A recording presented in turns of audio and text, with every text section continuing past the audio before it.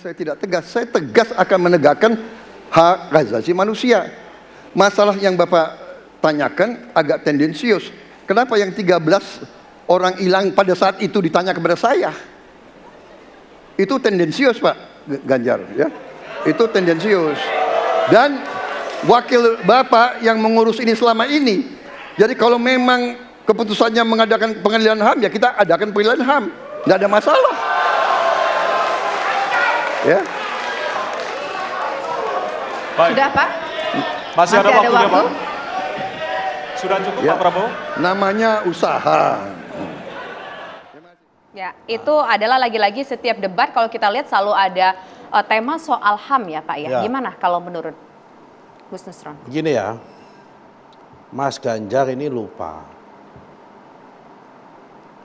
10 tahun terakhir ini, relatif partai penguasa itu adalah PDIP.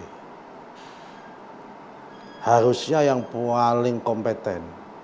Dan kalau memang mempunyai dorongan sikap dan mempunyai komitmen terhadap masalah pengadilan hak asasi manusia, itu adalah PDIP. Itu satu. Apalagi selama 10 tahun terakhir ini, rezim hukum, dalam hal ini adalah Menteri Hukum dan Perundang-undangan, itu adalah PDIP, Pak Yasona. Dia harusnya bisa merekomendasikan perlu atau tidak adanya pengadilan HAM terhadap problem-problem pelanggaran HAM berat pada masa lalu. Itu satu. Nomor dua, lembaga yang mempunyai kredibilitas dan otoritas untuk menyatakan bahwa seseorang itu dinyatakan melanggar HAM berat atau tidak, itu hanya satu loh, Mbak. Namanya Komnas HAM. Dan sampai hari ini Komnas HAM belum membuat kesimpulan apa-apa terhadap Pak Prabowo. Jadi tidak ada pelanggaran HAM yang diangkut dengan Pak Prabowo. Yang menyangkut Pak Prabowo itu menurut Komnas HAM. Terus kalau Komnas HAM sudah menyatakan itu, kita akan menggunakan rumusan dan patokan siapa lagi di Indonesia ini. Itu yang kedua. Yang nomor tiga, justru pemerintah itu menggunakan pendekatan melalui Kepres nomor 17 tahun 2022. Apa itu? Penyelesaian pelanggaran HAM berat masa lalu dengan cara non-yudisial. Dan yang ditugaskan menjadi pelaksana akan dan penanggung jawab akan masalah itu siapa? Ketua Dewan Pengarahnya adalah Menko Polhukam. Yaitu Bapak Mahfud MD yang hari ini justru dijadikan menjadi calon wakil presidennya Mas Ganjar. Jadi kalau kemudian ada muncul pertanyaan, tolong dong carikan di mana kuburannya teman-teman ini di warga sana dan sebagainya, itu bagian dari problem penyelesaian pelanggaran hak asasi manusia berat masa lalu yang bersifat non-judisial, yang itu adalah tugasnya Menko Polhukam berdasarkan Kepres nomor 17 tahun 2022. Nah, terus apalagi yang mau dibahas? Komnas HAM tidak memutuskan itu. Yang ketiga, yang keempat, Pak Prabowo dalam statement debat kemarin dengan gentleman, kalau memang pemerintah negara memutuskan ada pengadilan hak asasi manusia, ayo kita buka sepanjang ada fakta-fakta yang mendukung ke arah sana. Kalau nggak ada fakta-fakta yang mendukung ke arah sana, kenapa kita halusinasi mengadakan pelanggaran hak asasi manusia pada masa itu? Jadi saya kira ini masalah yang menurut saya udah clear, ya kan? Jadi setiap 5 tahun ini selalu diungkap. Kenapa Mas Ganjar menanyakan itu?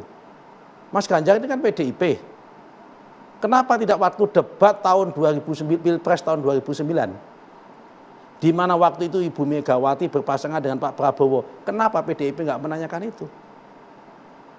Berarti kalau PDIP waktu itu mengambil Pak Prabowo sebagai calon wakil presidennya Bu Megawati, berarti kan sudah dinyatakan clear and clear, tidak ada lagi tindak kejahatan apapun. Makanya tadi Pak Prabowo bilang itu tendensius begitu ya? Itu tendensius. Oke, baik. Nah sekarang begini. Kemudian KPU memutuskan dia bisa nyalon presiden sebagai pada tahun 2014.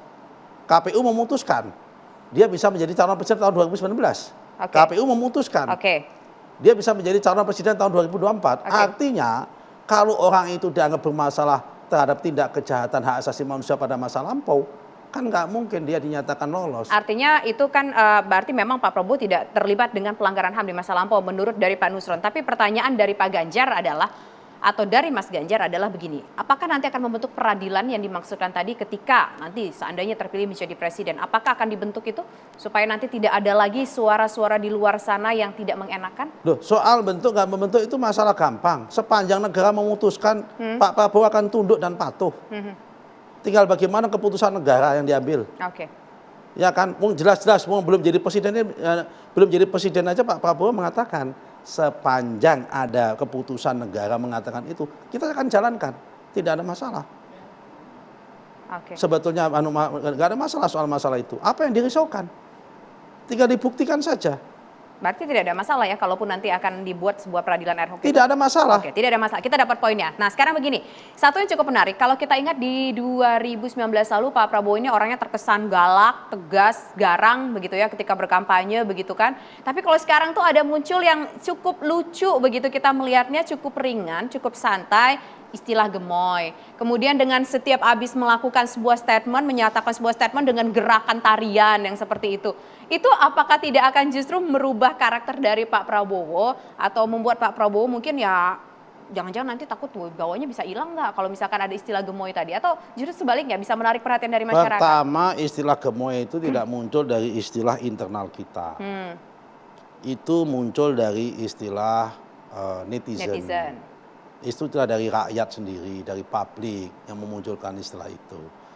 Tapi makin gemoy dengan spanduk-spanduk yang bernuansa kartun itu jadi kelihatan makin gemoy sama baju yang dipakai sama Mas Gibran waktu kampanye. Ya kalau soal baju kan memang pilihan warna kita kemudian biru itu. Kalau soal masalah tari-tarian memang dari dulu memang Pak Prabowo ini kan memang Ketua Umum IPSI, Ikatan Pencak Silat Seluruh Indonesia. Gerakannya kan gerakan pencak silat itu sebetulnya. Nah artinya apa? Artinya memang itu natural. Ya kan semua ini natural, tidak ada desain untuk itu. Jadi memang Pak Prabowo itu kalau memang lagi seneng, ya dia lagi happy, ya memang dia kemudian menggunakan gerakan-gerakan pencak silat dan sebagainya. Nah saya pikir ini sesuatu yang apa ya, yang memang pembawaan orang itu kan bisa berubah sejalan dengan umur dan sebagainya. Nah kan sehingga saya yakin ini juga akan menambah poin tersendiri bagi masyarakat karena sebetulnya Pak Prabowo ini yang dulunya dipersepsikan orang menjadi orang yang sangat temperamental, orang yang sangat emosional, yang dikhawatirkan akan diktator kalau memimpin, ternyata tidak ada itu sama sekali. Orangnya ternyata adalah enjoy, orangnya enak, dan orangnya sangat demokratis. Buktinya apa kalau dia dikatakan demokratis? Buktinya dia meskipun seorang militer, dia terjun dalam politik, dia tidak mau main bypass, tapi dia merintis dari bawah dengan cara apa? Dengan cara membangun partai politik Gerindra. Yang lain ini kan Mas Ganjar dimulai dari dengan anggota DPR.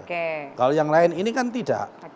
Ya kan dengan cara lobby-lobby kepada elit politik. Ya kan? Kalau Mas Anies kan lobby-lobby, pernah ikut konvensi Demokrat. Tadi saya katakan kemudian pernah lompat lagi waktu nyalon gubernur dengan Gerindra sama PKS, sekarang lompat lagi dan sebagainya. Sepertinya tidak mempunyai ini komitmen terhadap satu partai politik. Kita ngomongin Pak Prabowo dulu deh, atau kita ngomongin juga Mas Gibran deh. Ini kan sudah debat kemarin kan, debat capresnya. Yang kedua nanti kan debat cawapresnya. Temanya adalah soal ekonomi kerakyatan, ekonomi digital, soal pajak dan beberapa hal berbau dengan ekonomi. Penampilan dari Gibran Raka Buming Raka itu paling sangat ditunggu. Saya sebelum ke sana, boleh nggak saya nanggapin satu dulu? Apa? Soal pertanyaannya Pak Prabowo sama Pak Anies. Gimana? Soal indeks polusi. Bolehlah singkat. Sebelum waktu kita udah mau habis nih, tapi kita penasaran juga soal persiapan untuk Mas Gibran. Begini ya. Ada jawaban yang menurut saya itu menandakan bahwa Mas Anies itu bukan pemimpin yang solutif, tapi pemimpin yang imajinatif. Apa itu caranya? Dengan cara mengatakan angin tidak punya KTP, ketika ditanya tentang polusi. Mbak, setiap masalah itu selalu memang ada faktor eksternal dan faktor internal. Oke. Polusi juga ada polusi yang sifatnya internal dan sifatnya eksternal. Air juga masalahnya adalah eksternal dan internal. Kalau banjir, internalnya ada apa? Gorong-gorongnya kotor dan sebagainya. Eksternalnya apa? Aliran air dari luar Jakarta, Bogor dan sebagainya.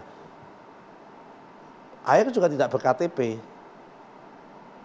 Udara juga ber-KTP, semua nggak ber-KTP.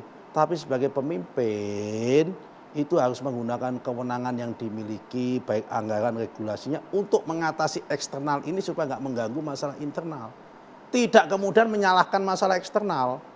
Pemimpin itu adalah menguasai keadaan, bukan menyalahkan keadaan. Kan Mas Anies kemarin menjawab, kalau misal eksternal ini saya bisa mengatasi kalau saya punya kewenangan lebih. Nah kalau nanti udah jadi presiden, bisa kalau jadi presiden. Kalau ada tantangan global misal dari ASEAN atau tekanan dari Amerika atau dari Eropa, dia akan mengatakan, saya nggak punya kewenangan. Menunggu kewenangan lebih, mau jadi sekjen PBB atau sekjen ASEAN. Kan nggak begitu dong. Ini namanya, kalau Pak Prabowo tidak.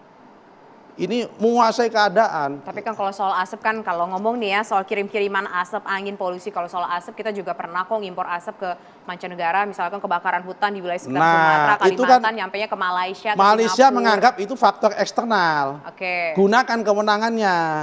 Kewenangannya dia apa? Melobi Indonesia, ngeblame Indonesia. Ya kan, menggunakan, kemudian tidak menyalahkan. Nah gitu loh. Kalau dia jadi gubernur DKI menganggap ini polusinya datang dari Jawa Barat atau dari Banten, gunakan dong kewenangannya untuk mengatakan melobi Banten, melobi ke ini, atau gunakan dong atau apa kewenangan yang dimiliki, regulasi dimiliki.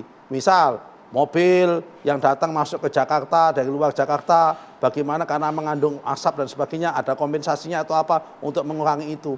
Kan banyak cara untuk melakukan itu. Oke. Baik, nanti kita akan bicara. Tadi kita udah ngomongin soal Pak Prabowo, tapi ini nanti debat kedua kan soal Mas Gibran nih yang akan berdebat. Seperti apa persiapannya? Karena yang paling ditunggu-tunggu tentunya orang juga penasaran bagaimana performance dari Gibran Raka Buming Raka. Usai jeda berikut pemirsa, kami kembali.